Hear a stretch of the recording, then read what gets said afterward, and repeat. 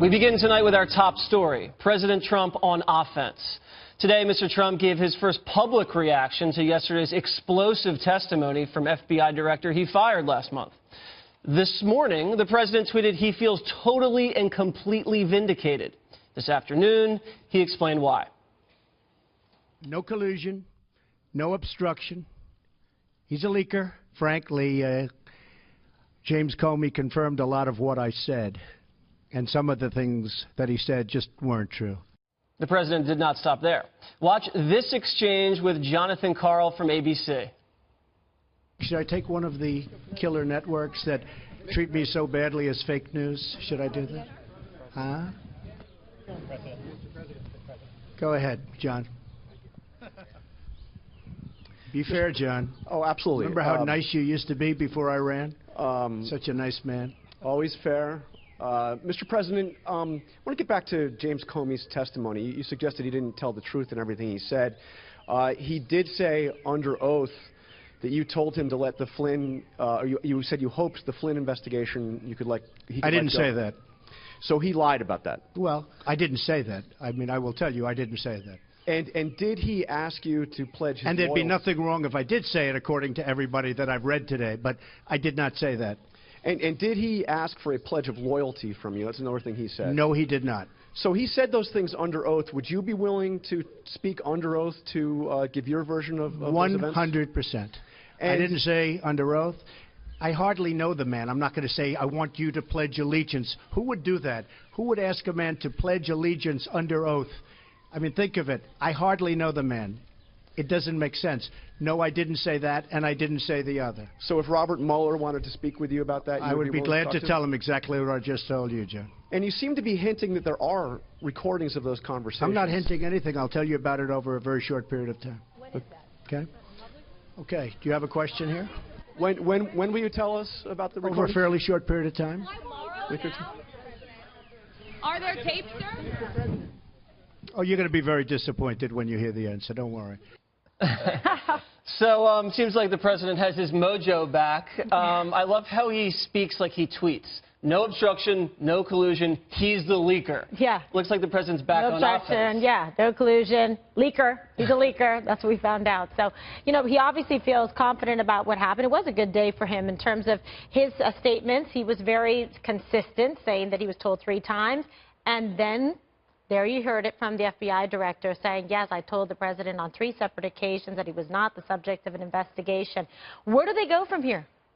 Where's the big, conspiracy and the collusion or obstruction of justice or investigation that we've been hearing about over and over again? I mean, yes, I think they're going to finish this up and see, but what are they going to all of a sudden magically get that what came to light after Comey stepped down, after he was fired? Are they going to get some evidence that he wasn't aware of? That's what I'm very curious about, because I don't see how they sustain this at this point and keeping it going. Chris Matthews also agrees that this Trump-Russia conspiracy is dead, and that should tell you a lot. The Tingler? The Tingler, as we like to call him. Greg, Trump's now floating the idea that there may be tapes. Well, what's the strategy there? First of all, is there a strategy? They're actually, it's an interesting strategy, but I think it's time that we lay off Jim Comey, show some compassion. He's now a stay-at-home dad. Aww. And we value our stay-at-home dads, don't we? We do. We do. Okay, when he says there might be tapes or are there tapes, it's the same kind of mentality when he said, hey, if the Russians know anything about Hillary's emails, let us know.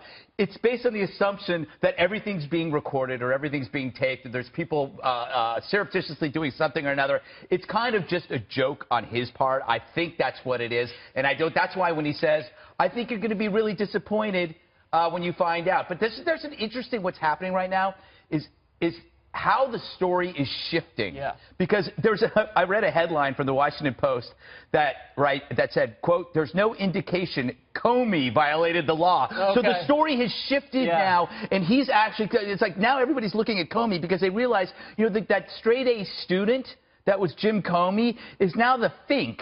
He's the guy that when all the other students went to play hooky and swim at the creek, he called the principal. So he's now everybody looks at him differently. My favorite part of the press conference was we heard the clearest explanation of NATO and the defense payment sharing by the Romanian president. And that's not even his primary language, but when he explained it, everybody got it. He said it so, I don't know if you guys saw that part. It was great. I missed that part. Greg was mesmerized. I was.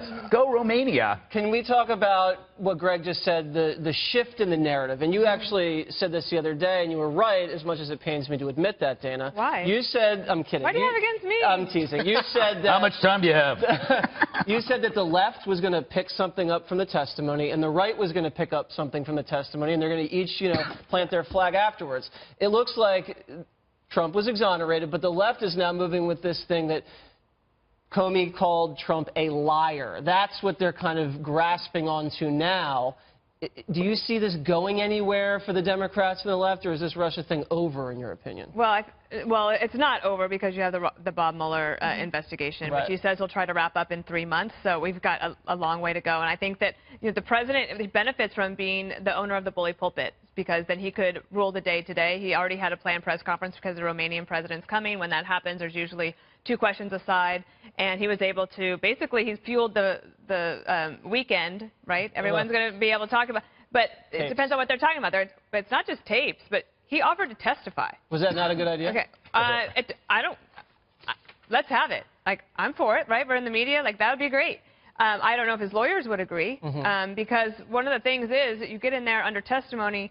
The issue with the FBI is that they've talked to a lot more people that you don't necessarily know. Right. So when they say, oh, by the way, we've talked to Mike Flynn, and he said this, do you agree? And now we're also in this he said question. I don't think there are tapes, because if there were, I don't think he would have said that. Right. Okay. I also think that now you have to actually suspend belief, whatever that saying is, that the president's saying he didn't say any of that to Comey, that he didn't ask to go easy on Flynn, and he didn't ask for a loyalty pledge. So you have to believe that then the FBI director left and decided to write a creative story on his laptop that would be the most epic perjury in the history of the country.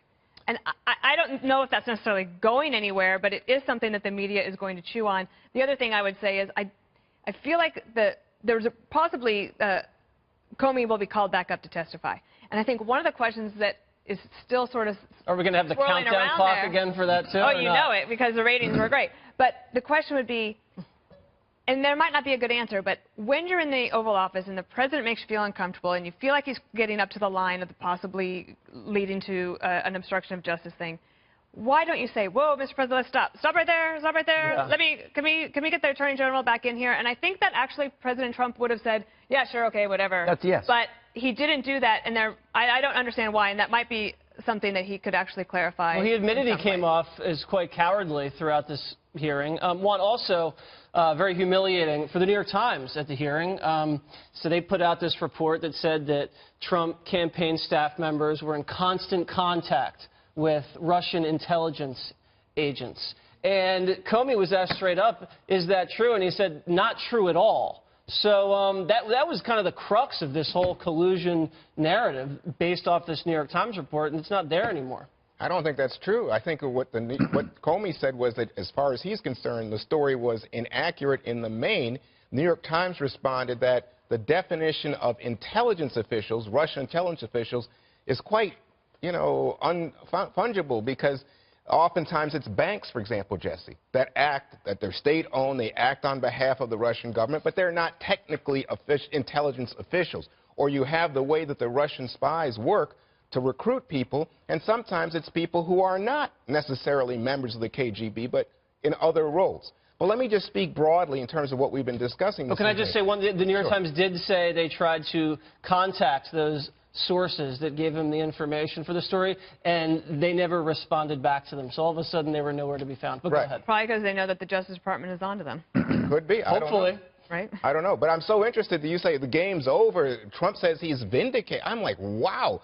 You mean the people on the right are so blind, are so interested in running away from this story, that they are going to join Trump in saying, oh, nothing happened here. Who saw anything?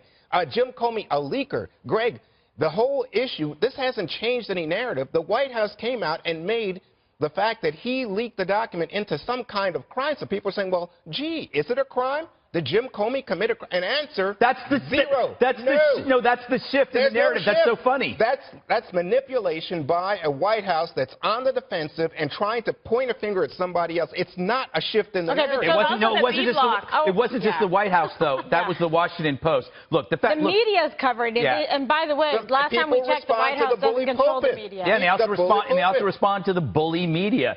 This is an example. Oh my God! Who's the big bully? President No, Trump. I'd say they're bullying on both sides. We've spent 8 years of being bullied into submission. You could not say anything about President Obama. I never heard a word from Greg Gutfeld negative about President Obama. I think I was called names for everything I said. But okay, we're dealing right now with an example of confirmation bias. Either you see Trump as evil at the beginning, so nothing's going to change your mind, or you see him as not evil and nothing changes your mind. I live in the middle. Deal with me, because I don't see him as evil. I see him at times as a bully, rude, offensive, and incompetent. But I don't, and with no political. What does this have to do with? But let me hold on. I want to make one last point to Greg.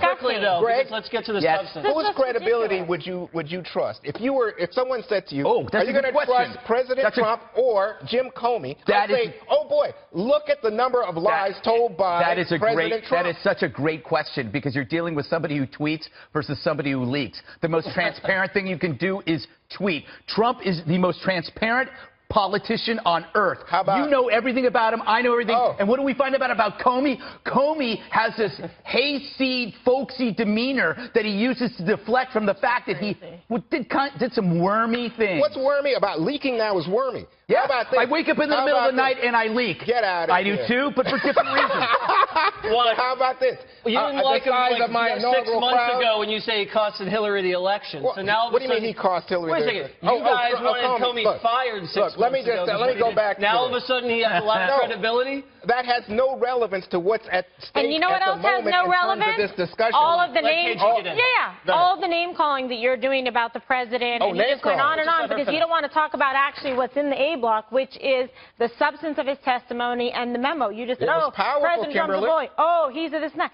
The reason why the press is covering the narrative of whether or not there's legal implication for what Jim Comey did is because it's relevant. Because he admitted that he leaked the document and that he prepared documents based on a meeting with the president. That is work product. That is discoverable. That's not classified, and he's a private citizen. And he leaked it We're going to debate this in the next segment. And in the meantime, they're probably covering up for the fact that Loretta Lynch tried to influence the FBI investigation. They don't want to talk about that.